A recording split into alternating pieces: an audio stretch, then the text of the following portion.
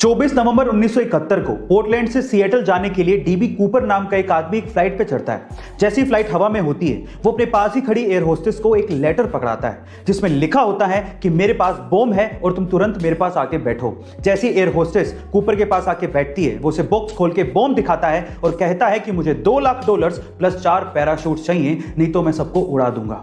शाम होते ही फ्लाइट जब सिएटल पे लैंड करती है तो डिमांड के मुताबिक $2 लाख प्लस 4 पैराशूट कूपर को दे दिए जाते हैं। फिर वो उसी फ्लाइट पे बैठता है, फ्लाइट उड़ती है, उसके बाद वो पैराशूट पहनता है और फ्लाइट से कूद जाता है। उसके बाद से लेके आज तक किसी ने भी डीबी कूपर को दोबारा नहीं देखा।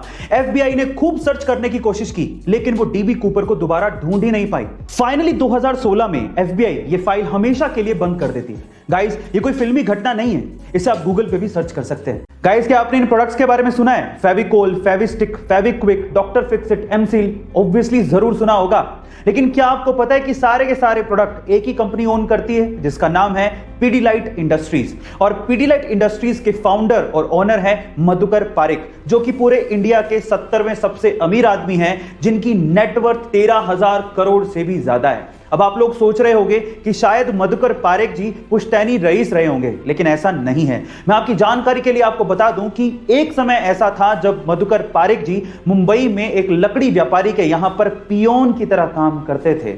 गाइस, इसलिए कहते हैं कि बड़े सपने की शुरुआत हमेशा छोटे से ही होती है। काम छोटा या बड़ा नहीं होता, इरादे मजबूत होने चाहिए। योगा क्या सिर्फ भारत में ही पॉपुलर है? क्या सिर्फ हिंदू धर्म के लोग ही योगा को अपनाते हैं और उसे करते हैं? नहीं, अब ये अपनी सीमाएं लांघ चुका है, देश के हिसाब से भी और धर्म के हिसाब से भी। मैं आपकी जानकारी के लिए आपको बता दूं कि विश्व के बहुत से देश इसे अपना रहे हैं, वहां के लोग योगा कर रहे हैं। इनफैक्ट हमारे पड़ोसी देश पाकिस्तान में भी योगा पॉपुलर होने लगा है। पाकिस्तान के बहुत से इंस्ट्रक्टर योगा सिखा भी रहे हैं और वहां के लोग इसे सीख भी रहे हैं। वहां के बहुत से पार्कों में आपको सुबह सुबह लोग योगा करते दिख जाएंगे। गाइस, कराची और लाहौर के लोग भी ये समझने लगे हैं कि अगर हमें कोरोना जैसी महामारी से बचना है और अपने आप को तंदुरुस्त रखना है तो योगा बहुत जरूरी है। इसे कभी किसी देश या धर्म से जोड़कर नहीं देखा जाना चाहिए। आपका इसके बारे में क्या विचार है? कमेंट सेक्शन में जरूर लिखिएगा। इंडिया एक डेमोक्रेटिक कंट्री है और यहां पर कोई आम आदमी भी उम्मीदवार बन सकता है और चुनाव लड़ सकता है। लेकिन अगर मैं आपसे सवाल पूछूं कि इंडिया के इतिहास में सबसे असफल उम्मीदवार कौन है और क्यों है, तो आप लोग क्या कहेंगे?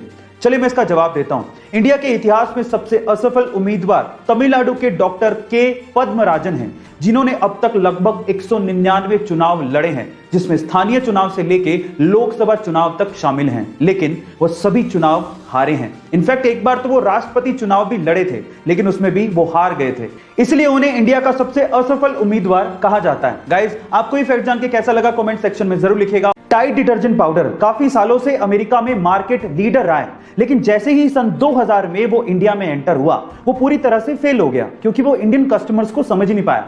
रिसर्च करने पर पता लगा कि अमेरिका में ज्यादातर लोग वॉशिंग मशीन में कपड़े धोते हैं, तो उन्हें कोई फर्क नहीं पड़ता कि डिटर्जेंट पाउडर हाथ पे भी कोई फर्क डालता है क्या। लेकिन इंडिया में 80% से ज्यादा लोग हाथों से कपड़े धोते हैं, इसीलिए उन्हें फर्क पड़ता है। तो फाइनली टाइड सन 2009 में टाइड नेचुरल के साथ इंडियन मार्केट में उतरा, जो कि काफी ज्यादा किफायती था, बहुत अच्छा था, लेकिन सबसे इंपॉर्टेंट चीज वो हाथों के लिए सेफ भी था। फिर क्या था, 2 ही सालों में टाइड ने इंडिया में बहुत बड़ा मार्केट कैप्चर कर लिया और आज टाइड नासा के साथ मिलकर स्पेस में पहली एस्ट्रोनॉट्स के लिए लॉन्ड्री बनाने जा रहा है। गाइस, अगर आपको बिजनेस में सक्सेसफुल होना है तो आपको अपने कस्टमर्स को समझना पड़ेगा। ऐसे अमेजिंग वीडियोस के लिए शेयर, सब्सक्राइब एंड लाइक। मिलता है अगली वीडियो में।